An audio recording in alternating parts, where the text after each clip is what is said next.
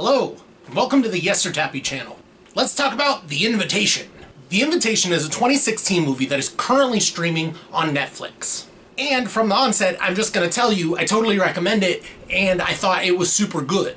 There are, however, no spoilers, so I think we're good. The Invitation is about a guy named Will, who's headed to a dinner party with his girlfriend Kira. The hosts of this party? Why, I'm glad you asked. His ex-wife Eden and her super creepy new boyfriend or husband, kinda unclear, Dave. Will is pretty suspicious of the party from the start. But that might be just because of his bad memories associated with his old house. You see, his son died there.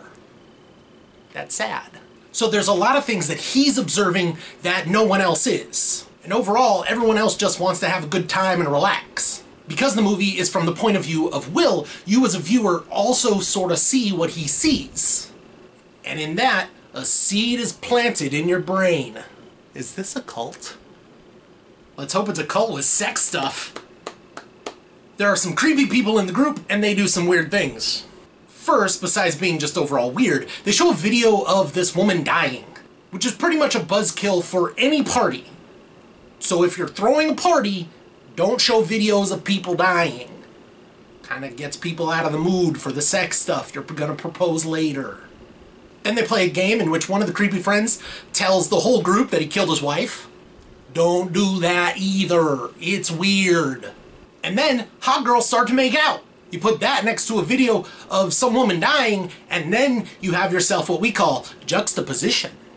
That's the feeling of stark contrast and uneasiness comparing the two things that are totally different from each other. It's supposed to give you a sense of uneasiness in the film.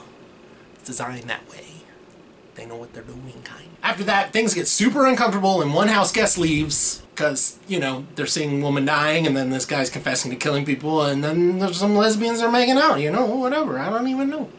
They might not even be lesbians. They might just be making out to make out. Will goes around and talks to people, and that gives us kind of a background of his story and the history with the house, which isn't expressly given, so they're there to piece together what happened in this poor guy's life. Gives us some nice backstory.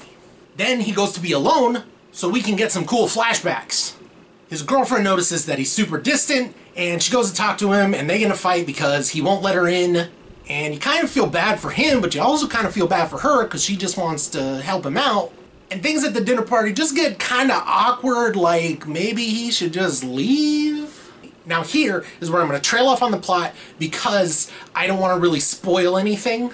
But I will tell you that Will's suspicions are not to be ignored because the movie takes a sharp turn with about 20 minutes left. Because remember, I told you that the movie planted a seed? The filmmakers put it in your head and then immediately put it on the back burner and just left it on a really slow boil. And that seed is a really slow burn while they're dealing with Will's issues with his ex and his girlfriend and the friends who are just wanting to be empathetic but also have a good time at this dinner party. Because you feel for the guy. He's got a serious reluctance to be there, but also a serious reluctance to leave because he wants to move on and live his life. Even when Kira suggests leaving, he says no, even though it's a clear opportunity to get out. And instead of being a super outlandish, gory, mystery thriller type movie, the characters, the plot, and even you as a viewer deal with the issues of the main character and the want for him to handle his son's death and also move on at the same time. Because the movie handles Will's issues and his reluctance to be there and to trust his welcoming hosts, who are a little weird, but they haven't really done anything to make him suspicious. But that seed was planted, and it stays there for a really long time. So long that even I started to wonder if his concerns had no merit at all. Because Netflix recommended this under the horror thriller genre, it wouldn't be the first time that Netflix deceived me. But just as soon as you start to think, oh, okay, yeah, I guess there's nothing to it, shit gets real. Excuse my language, sorry mom. But again, I'm not gonna spoil anything, I'm just gonna let you go watch it, so go watch it. But after this video, after you watch me, after you finish watching me, then you can go watch it. And then watch me again. Because that's how this works. The movie itself is really good, and it really benefits a lot from being a low-budget, small production.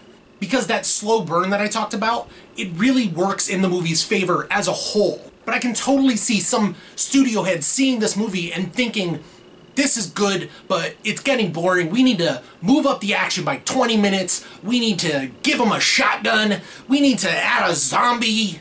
We need to add an assassination plot. We need to add a dirty cop angle. Or telling them that Will's emotional struggles were bringing down the fun of the movie. The movie I would best compare this one to is You're Next, a film that came out a couple years ago, and initially it comes across as formulaic, but soon it takes a sharp turn into originality. So for these reasons and many more, I give this movie an A-. It's a clever idea that was turned into a really great emotional character piece of a film that also has a pretty intense mystery and a fantastic payoff. I know this movie won't be for everyone, but if you want to see a more cerebral thriller... Thanks, Roxy. No, totally fine. Totally fine. I nailed it. I was nailing that take too. I know this movie won't be for everyone, but for a more cerebral thriller than the classic slasher genre, and some great characters and some really good acting, I would highly recommend it. Go check it out. Give it a good chance, and I think you will be completely surprised. Okay, thanks for watching. I hope you enjoyed it. I tried to keep it quick. Sorry I haven't posted stuff, you know, for all 55 of my subscribers. What up? I switched computers and I'm switching editing software, and that is super annoying because there's a huge learning curve that I didn't expect. Also have to, you know, live life and stuff because I can't make YouTube videos for a living because you don't pay me enough.